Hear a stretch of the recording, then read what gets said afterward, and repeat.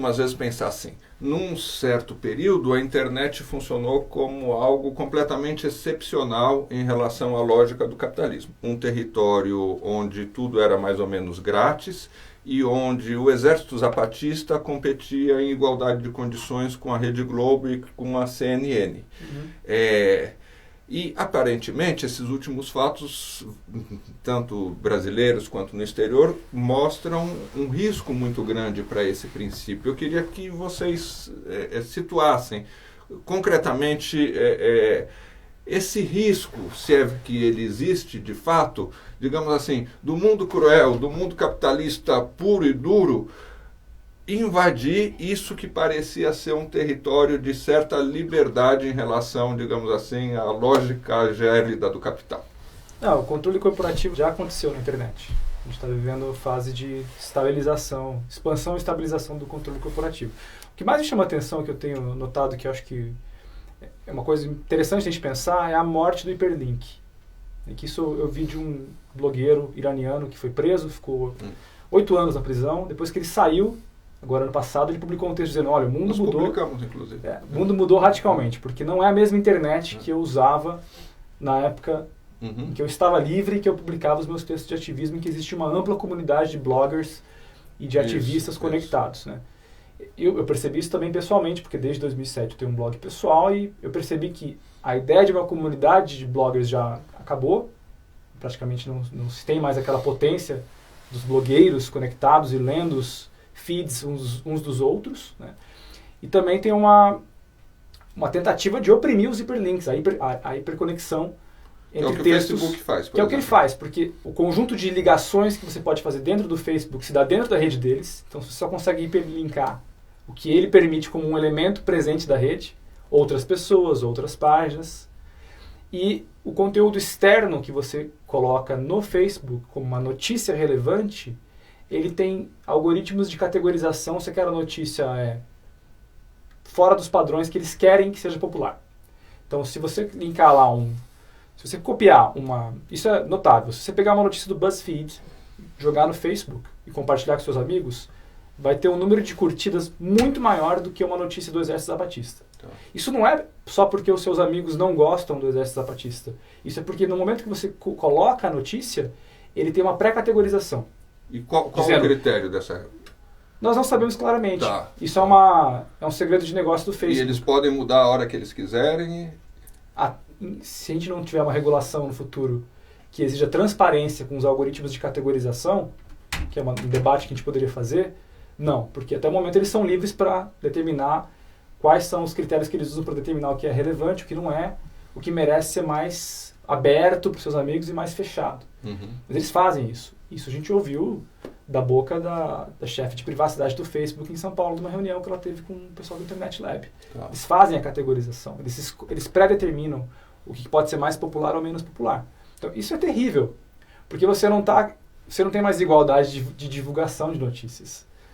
Você tem uma empresa, uma grande empresa por trás, manipulando, né, o que pode ser interessante para os seus amigos, o que não pode ser. Para a gente entender, eu acho que esse problema é não ficar até com uma impressão de que é simplesmente porque o Facebook é malvado, a gente tem que entender esse modelo de negócios que está por trás de iniciativas como essa. Qual é o modelo de negócio ali? Eles querem construir algo em que eles procuram fazer algoritmos que consigam fazer com que você fique cada vez mais preso naquele ambiente. Certo? Que é o que é chamado de economia da atenção. Tá. Tanto porque eles podem vender eles vão vender a tua atenção, não é? Porque você está ali submetido aos anúncios que estão lá, quanto eles vão vender o que você coloca de informação naquela plataforma, o quanto você ajuda a categorizar certos perfis de consumo. Então, toda a estrutura ali é construída com base e de uma maneira que não é, como você estava falando, não é um editor que faz isso, é um algoritmo que faz isso. A partir dessa lógica, tudo isso é construído para prender essa sua atenção. E aí o critério para isso, muitas vezes, se parece com mecanismos que a indústria do jogo faz para prender os jogadores num cassino, Uhum. em que ela vai trabalhando ela vai tentando entender qual é o momento em que você já perdeu demais naquele jogo e você está querendo ir embora. Uhum. Na hora que você vai embora, eles vão Você lá e te ganha. dão um drink, te Uhum. dão um jantar, para que você fique lá, para que você fique mais tempo. E é basicamente isso que o Facebook tem feito. Agora, existe um problema político gravíssimo aí de a gente devotar a uma ferramenta construída com esses propósitos comerciais toda a nossa perspectiva de informação, né? Claro. O lugar que, acho que o dado é de mais de 70% das pessoas já consome notícias exclusivamente vindas do Facebook. Uhum. Não é? Uhum. Os grandes veículos estão estabelecendo parcerias de negócio com o Facebook para que os seus conteúdos já sejam publicados diretamente por lá. Uhum. Você ameaça a democracia, porque nós não estamos dizendo que eles estão de fato manipulando isso. Não Mas precisa, eles, porque a não lógica precisa, é o a editor, lógica- a lógica é a mensagem, num certo sentido, e a lógica é a lógica do capital, é a Exato. lógica do consumo, né? Eu estava ouvindo uma declaração de uma pesquisadora americana que ela estava falando sobre uma comparação que ela estava fazendo entre o Twitter e o Facebook.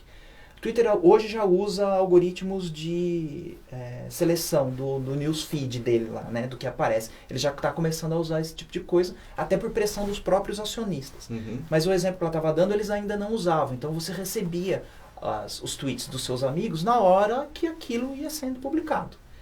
E ela estava comparando como ela tomou contato com o caso de Madison nos Estados Unidos, que é o caso que vai levar o Black Lives Matter e etc. Uhum.